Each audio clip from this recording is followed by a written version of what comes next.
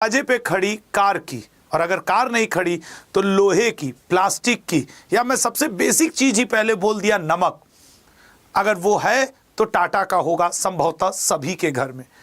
आज बड़ा ही दुखद है कि रतन टाटा जी का स्वर्गवास हुआ, निधन हुआ। रतन टाटा जी के बारे में अगर बात किया जाए तो अतिशयोक्ति न होगा इन्हें यह कहना कि भारत के महानतम लोगों में से एक।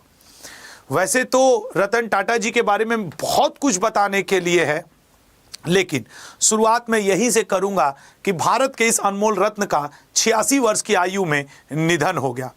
काफी दिनों से ये बीमार चल रहे थे और मुंबई के ब्रीच कैंडी अस्पताल में एडमिट थे। 2 दिन पहले रिपोर्ट आई कि ठीक हैं, इन्होंने खुद भी बताया मीडिया के माध्यम से, लेकिन अब आज रिपोर्ट आती है कि उनका डेथ हो गया है। और अब जब हम आप एक साथ जुड़े हुए हैं तब तक तो ये अपने गंतव्य की तरफ भी प्रस्थान कर चुके हैं। रतन टाटा जी के बारे में आपको बताएं कि आज महाराष्ट्र राज्य सरकार ने पूरे राजकीय सम्मान के साथ रतन टाटा जी का क्या किया गया, पूरे राजकीय सम्मान के साथ रतन टाटा जी का जो अंतिम दर्शन की प्रक्रिया पूरी करने के बाद मुंबई में ही इन्हें भावभीनी श्रद्धांजलि दी गई। तो रतन टाटा जी, आप भी एक बार देखें कि कोई व्यक्ति महानता की इतनी बड़ी सीढ़ियों को चढ़ करके इतना सिंपल कैसे हो सकता है। रतन टाटा जी को गार्ड ऑफ ऑनर प्रदान किया गया महाराष्ट्र राज्य सरकार के द्वारा। महाराष्ट्र राज्य सरकार के साथ ही साथ झारखंड राज्य सरकार ने भी इसे राजकीय शोक की श्रेणी में रखा और एक से एक लोग मौजूद रहे। आप देख सकते हैं रतन टाटा जी। मुझे तो इतने से भी गर्व महसूस हो रहा है कि मैं इनके अंतिम दर्शन आपको करा पा रहा हूं, रतन टाटा जी के। उसके बाद अगर रतन टाटा जी की बात की जाए तो इनका जन्म 28 दिसंबर 1937 ईस्वी को हुआ था और इनके माता पिता में कुछ आपसी बना नहीं तो उन्होंने तलाक ले लिया। फिर इनके पिता ने दूसरी शादी की। हालांकि इनकी पहली माता से इन्हें एक संतान जिम्मी टाटा हुए और दूसरी जो इनके पिताजी ने शादी की उनसे एक इनको सौतेले भाई हुए नोएल टाटा। वर्तमान में नोएल टाटा की भी 3 संतानें हैं, मैं आगे उसके बारे में आपको बात करूंगा। तो माता पिता के तलाक के बाद इनका पालन पोषण इनकी दादी नवाजबाई टाटा ने किया था। रतन टाटा जी का ये पूरा फैमिली चार्ट है जिसको मैं आपको आगे समझाऊंगा बड़े आसान शब्दों में। प्रारंभिक शिक्षा की बात करें तो इन्होंने मुंबई के कैंपियन स्कूल और जॉन कानन स्कूल से अपनी शिक्षा की। फिर इन्होंने अपनी डिग्री के लिए कॉर्नेल यूनिवर्सिटी और अमेरिका से स्ट्रक्चरल में इन्होंने इंजीनियरिंग की। फिर उसके बाद इन्होंने मैनेजमेंट की पढ़ाई की हार्वर्ड बिजनेस स्कूल से। यही नहीं, अगर रतन टाटा जी के करियर की बात की जाए तो 1962 में टाटा स्टील के शॉप फ्लोर पर संचालक बनकर के ये इंडिया लौटे। उस समय इंडिया चाइना का एक युद्ध चल रहा था। रतन टाटा जी ने अपनी किताब में और कई जगह इंटरव्यू में ये बताया कि 1962 में जब मैं अमेरिका में पढ़ाई कर रहा था और वहां अपना करियर शुरू किया था तो मुझे वहां पे एक लड़की से प्यार हुआ था। जब मैंने उनसे उनके घर वालों से शादी की बात की तो घर वालों ने कहा नहीं, हम अपनी बिटिया को इंडिया नहीं भेज सकते क्योंकि इंडिया तो इस समय चीन से युद्ध लड़ रहा है। तो रतन टाटा जी ने कहा वो मेरी शादी तक बात पहुंचते पहुंचते कट गई। रतन टाटा जी ने अपनी किताब में बड़ा खुले में मेंशन किया कि मैं 4 बार शादी के करीब तक पहुंचा बट शादी नहीं कर पाया और लास्ट में उन्होंने कहा अच्छा हुआ नहीं कर पाया। इट डजंट मीन कि रतन टाटा जी शादी के खिलाफ थे। उन्होंने उस समय की परिस्थितियों का वर्णन किया था, उन्होंने शादी की खिलाफत नहीं की थी। फिर 71 में नेशनल रेडियो में प्रभारी निदेशक हुए। 1981 में टाटा ग्रुप और टाटा इंडस्ट्रीज के अध्यक्ष बने। 2012 में टाटा सन्स के अध्यक्ष के रूप में भी कार्य किया और 1991 से लेकर 2012 तक टाटा ग्रुप के अध्यक्ष के रूप में। अवार्ड्स की बात करेंगे तो झड़ी लगा दी है इनके अवार्ड्सों ने।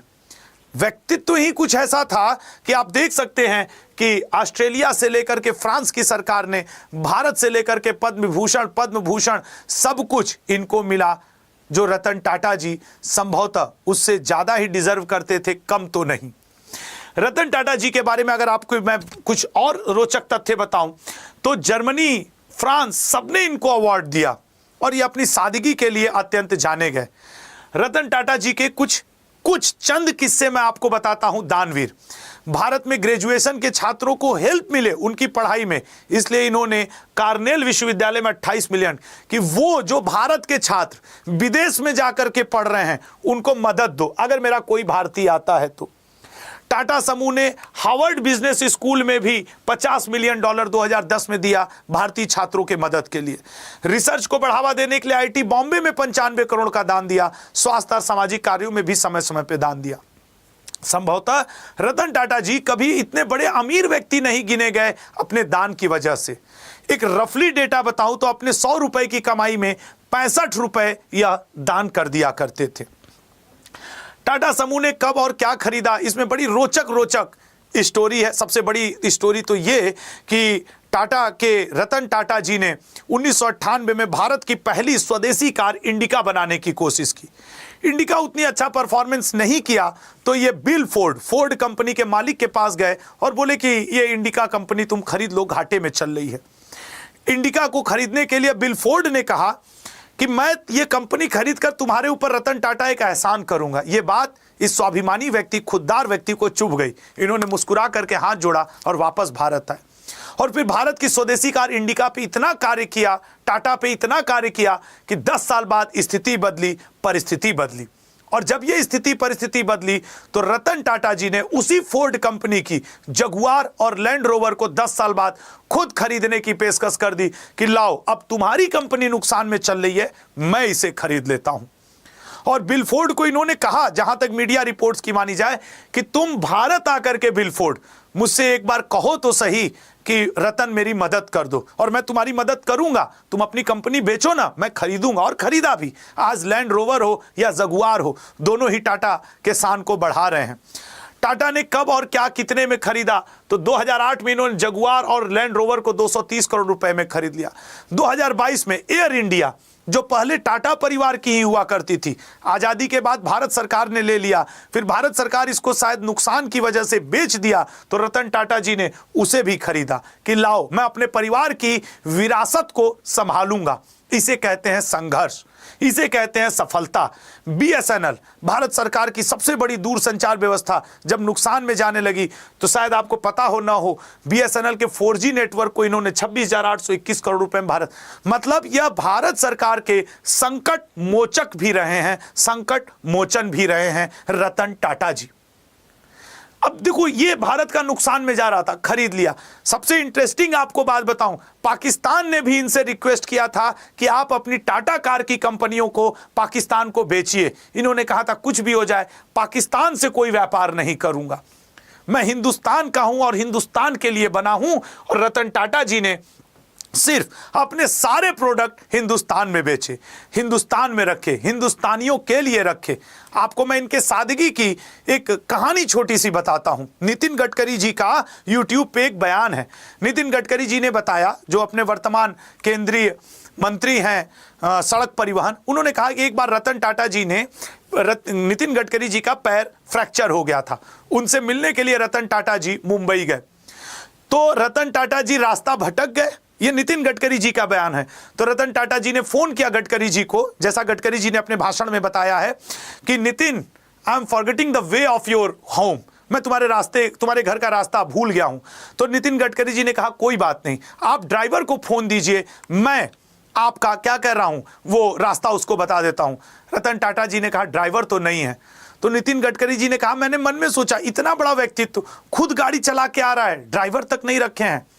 नितिन गडकरी जी ने एक और संस्मरण सुनाया कि एक बार रतन टाटा जी मुझसे मिलने मुंबई आए, नागपुर आए, नागपुर नितिन गडकरी जी का घर है। तो बोले जब मैं कार में इनको बैठाया तो मैं आके पीछे बैठ गया और रतन टाटा जी को कहा आप आगे की सीट पर बैठ जाएं। रतन टाटा जी ने कहा no Nitin, it's your seat, you deserve it, आप यहां बैठो, मैं पीछे ही बैठ जाता हूं। जबकि आजकल के मोहल्ले गांव के लोग अगर कार में आगे न बैठाओ तो नाराज हो जाते हैं, अरे इनकी कार थी, हमको नहीं बैठा है। आजकल के लोगों के पास 10-12 करोड़ रुपए हो जाए तो एक ड्राइवर नहीं 10 ड्राइवर रखना शुरू कर देते हैं। ऐसे थे रतन टाटा जी। और कार से उतरने के बाद रतन टाटा जी का जो बैग था, नितिन गडकरी जी ने कहा मैंने इशारे में ही अपने कर्मचारियों को बोला कि बैग ले लो उनका हाथ में, तो रतन टाटा जी ने रोक दिया, नहीं नहीं नहीं, no Nitin, it's mine, it's my responsibility, ये बैग मेरा है, मैं इसे उठा कर लेके चलूंगा, इसे किसी नौकर को देने की जरूरत नहीं है। ऐसे महान शख्सियत रतन टाटा जी, अपना भार स्वयं उठाया, देश को उठाया, सम्मानित रहे। एक ऐसा पर्सन जिसका कोई विरोधी नहीं। आज मैंने अपने एक दोस्त से कहा कि यार संभवतः किसी और का देहांत हुआ होता तो 4 लोग कुछ ना कुछ बातें बताते। रतन टाटा जी, हर जाति, हर मजहब, हर देश के, हर वर्ग के लोग आज दुखी हैं। सच तो ये है, या तो मैं उनके कुछ लिस्ट आपके सामने रखा हूं। इनकी टाटा की कंपनियों की बात करोगे तो ऐसी 100 से ज्यादा कंपनियां हैं टाटा के पास। मैंने उनमें से कुछ आपके सामने एक एग्जाम्पल के तौर पे रखा कि ये हैं अपने रतन टाटा जी। और अगर रतन टाटा जी की ये देखो, ये हैं जगुआर से लेकर तनिष्क तक, टेटली इंग्लैंड की ब्रांड से लेकर के टाटा हेल्थ तक, टाटा पावर से लेकर टीसीएस, टाटा कंसल्टेंसी तक, या फिर आप बात करें होटल ताज से लेकर के एयर एशिया तक, विस्तारा से लेकर के टाटा मोटर्स तक, मार्को पोलो से लेकर के टाटा एआईजी तक, ये सब टाटा का है। कोई ऐसा फील्ड नहीं जिस फील्ड में इन्होंने हाथ रखा और उसको सोना ना बना दिया। ये थे आपके और हमारे रतन टाटा जी। रतन टाटा जी का जो करियर शुरू हुआ था इंप्रेस मिल, उससे पहले इन्होंने एक कंपनी चलाई थी, वो लगभग फायदे में हुई लेकिन इतने फायदे में नहीं हुए तो फिर वो बंद करनी पड़ी। इंप्रेस मिल जो कि टाटा की ही संपत्ति थी, घाटे में चल रही थी, उसको लगभग नो बेनिफिट नो लॉस के क्षेत्र में लाए, लेकिन उसे भी, लेकिन उन 2 घटनाओं के बाद रतन टाटा ने कभी पीछे मुड़कर नहीं देखा। रतन टाटा का अगला वारिस कौन? एक्चुअली मैं आपको बताऊं, रतन टाटा जी के पिताजी, ध्यान से सुनिएगा, इनके पिताजी और माताजी का आपस में तलाक हो गया था। तो रतन टाटा शुरू में सगे 2 भाई थे, रतन टाटा और जिम्मी टाटा, ये इनके सगे भाई हैं। लेकिन फिर जब इनकी माताजी का इनके पिताजी से तलाक हो गया, इनकी माताजी ने दूसरी शादी कर ली और इनके पिताजी ने दूसरी शादी की, तो इनकी जो स्टेप मदर आई उनसे इनको एक चचेरा भाई हुआ और उन चचेरे भाई का नाम है नोएल टाटा। तो रतन टाटा जी के सगे भाई जिम्मी टाटा जी, जो कि टाटा के कार्यों से उतना संबंध नहीं रखते, अपने आप को जोड़कर नहीं रखते। फिर नोएल टाटा जी जो कि चचेरे भाई हैं रतन टाटा जी के। नोएल टाटा जी के 3 बच्चे, 3 बच्चों में हैं माया टाटा, नेविल टाटा और लिया टाटा। माया टाटा को रतन टाटा के ज्यादा करीब पाया जाता है, रतन टाटा के ज्यादा नजदीक समझा जाता है। इनकी आरंभिक शिक्षा सब कुछ रतन टाटा जी ने देखी है और ये मार्केट में, मीडिया में ये बातें उभर करके आ रही हैं कि हो सकता है अब टाटा इंडस्ट्रीज को माया टाटा संभालें या फिर इनके माया टाटा के पिता नोएल टाटा संभालें। यह तो देखने वाली बात होगी, ये भविष्य के गर्भ में छिपी हुई बात है कि भविष्य में कौन देखेगा। रतन टाटा जी ने अपनी जीवन में 2 बहुत ही महत्वपूर्ण और मतलब बहुत ही बढ़िया रचना की, फ्रॉम स्टील टू सेल्यूलर और the wit and wisdom of Ratan Tata. ये इनकी 2 प्रमुख किताब हैं, ये इनकी 2 प्रमुख किताबें हैं जो मुझे लगता है आपको पढ़नी चाहिए, इनके बारे में जानने में आपको बहुत मदद करेगा। रतन टाटा जी के अगर वैवाहिक जीवन की बात की जाए तो रतन टाटा जी का नाम कई बार सिमी ग्रेवाल जी के साथ जोड़कर देखा जाता है, कई जगह इन्होंने मेंशन भी किया है। रतन टाटा जी ने कई बार बोला कि जब मैं अमेरिका में 1962 में था तो लॉस एंजलिस में मुझे प्यार हुआ था। ये मैं नहीं, ये रतन टाटा जी ने बताया। लेकिन उस समय वो उससे शादी करने ही वाले थे कि उन्हें भारत वापस लौटना पड़ा क्योंकि उनकी दादी की तबीयत खराब थी और उस समय 1962 में भारत चीन युद्ध चल रहा था। तो वो उस लॉस एंजलिस की लड़की के माता पिता ने उसे नहीं भेजा क्योंकि चीन का युद्ध था, बोला तुम नहीं जाओगी। इसी तरीके से रतन टाटा जी का कई बार शादी तक बात पहुंचती थी लेकिन वो टूट जाती थी। रीजन था कि शायद अब उसको किस्मत ही कहा जाए या जो कुछ भी, मैं उस बात में नहीं जाना चाहता। तो ये हैं आपके रतन टाटा जी, हमारे रतन टाटा जी, भारत के रत्न रतन टाटा जी। मैं उम्मीद करता हूं भारत रत्न रतन टाटा जी के बारे में आपको ये जान करके, समझ करके और एक बार इनके अंतिम दर्शन जरूर किया जाए हम लोग, ताकि आप भी रतन टाटा को आज के इस सेशन के कमेंट बॉक्स में श्रद्धांजलि दे सके। रतन टाटा जी के वो आखिरी क्षण जो आप यहाँ पे देख पा रहे हैं, ठीक है। ये रतन टाटा जी से संबंधित आज पूरे राजकीय सम्मान के साथ इन्हें महाराष्ट्र राज्य सरकार ने इस दुनिया से विदा किया। हम लोग से अब अलग हुए रतन टाटा जी। कमेंट बॉक्स में जरूर अपने विचार रतन टाटा जी के बारे में बताइएगा, क्योंकि ये वो शख्स हैं जिनके 0 हेटर्स, एक भी विरोधी नहीं, सभी प्रशंसक, सभी लोग इनको चाहने वाले। जय हिंद, जय भारत। अपना और अपनों का ध्यान दीजिएगा। आगे भगवान रतन टाटा जी के आत्मा को शांति दें, स्वर्ग में जगह दें। जय हिंद, जय भारत।